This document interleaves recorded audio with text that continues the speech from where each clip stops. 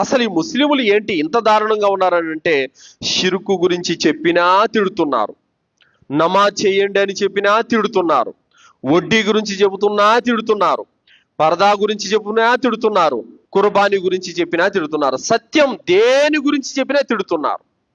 సోదరులారా, షిరుకు గురించి చెప్తే ఏమంటున్నారు? అల్లా ఒక్కడే దేవుడు, షిరుకు జోలికి వెళ్ళకూడదనంటే బాగా చెప్పినారు, వెళ్ళండి ఔలియాలు కూడా దేవుళ్ళే అని చెప్పి వాదిస్తున్నారు, బూతులు తిడుతున్నారు. తర్వాత నమాజ్ చేయండి భయ్ అనంటే, నమాజ్ చేసుకోవడానికి మాకు పొద్దున్న లేచినట్టు వ్యాపారాలు ఉన్నాయి, షాపులు ఉన్నాయి, మా వల్ల కాదు, మీకంటే ఏ పని బాట లేదు, మీరు చేసుకుంటున్నారు అనే విధంగా తిడుతున్నారు. తర్వాత మొన్ననే పోయిన జుమ్మ వడ్డీ గురించి చెప్పాను. వడ్డీ గురించి చెప్తే కామెంట్లలో పెడుతున్నారు, 10 లక్షలు నాకు అవసరం ఉంది, మీరు ఇస్తారా? వడ్డీ లేకుండా ఎవడు బతుకుతున్నాడు? వడ్డీ తీసుకోకండి అని చెప్పడానికి నీకేం రైట్స్ ఉన్నాయి అని నాకు రివర్స్ కౌంటర్లు వేస్తున్నారు. ఆ దౌర్భాగ్యులకు తెలియదు, అల్లాహ్ ఖురాను గ్రంథంలో షిర్కు తర్వాత 2వ అతి పెద్ద పాపంగా పేర్కొన్నాడు వడ్డీని. అల్లాహ్ చెబుతున్నాడు, వడ్డీ తీసుకోవడము, వడ్డీకి ఇవ్వడము అన్ని ఘోరమైన పాపాలని అల్లాహ్ చెప్తున్నాడు.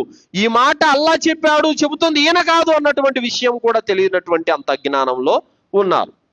మరి ఏమంటున్నారు? ఆరోగ్యాలు బాగాలేనప్పుడు, పానం మీదకి వచ్చినప్పుడు ఏం చేయాలని అంటున్నారు.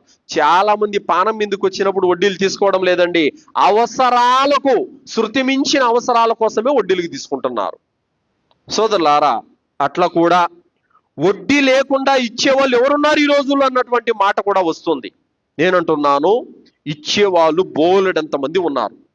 వడ్డీకి కాకుండా, వడ్డీ ఆశించకుండా అల్లాహ్ ప్రసన్నత కోసం ఇచ్చేవాళ్ళు చాలా మంది ఉన్నారు.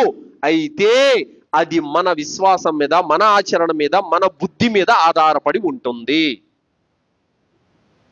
మా వద్ద ఉన్నారు, ధనవంతులు ఉన్నారు, జమాత్లో ఎంతో మంది ఇస్తూ ఉంటారు, మళ్ళీ తీసుకుంటూ ఉంటారు. అల్హమ్దులిల్లా. మా వాళ్ళల్లో ఉన్న సోదరులు ఎవరు కూడా వడ్డీ జోలుకు కూడా వెళ్ళరు. అల్హమ్దులిల్లా.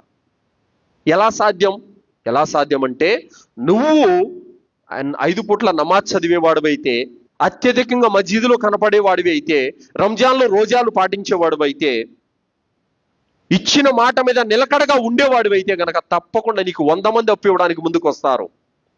నువ్వే దౌర్భాగ్యుడివి. రేపిస్తానంటావు, మాపిస్తానంటావు, తప్పించుకుంటావు, ఫోన్లు ఎత్తవు, ఇదిగో అంటావు, అదిగో అంటావు. అటుండి ఎవడిస్తాడు? ఎవడు నమ్ముతాడు నిన్ను? నీ మాట మీద, నీ క్యారెక్టర్ మీద, నీ ఆచరణ మీద ఆధారపడి ఉంటుంది. ఇప్పుడు ఒక మస్జిద్కు ఒక వ్యక్తి వస్తున్నాడు, 5 పూట్ల నమాజ్కి వస్తాడు, మస్జిద్లో ఎక్కువ కనపడతాడు, ఖురాన్ చదువుతూ ఉంటాడు, అబద్ధాలు ఆడడం, మోసాలు చేయడు. ఆ మనిషికి నమ్మి అప్పు ఇవ్వరా? ఖచ్చితంగా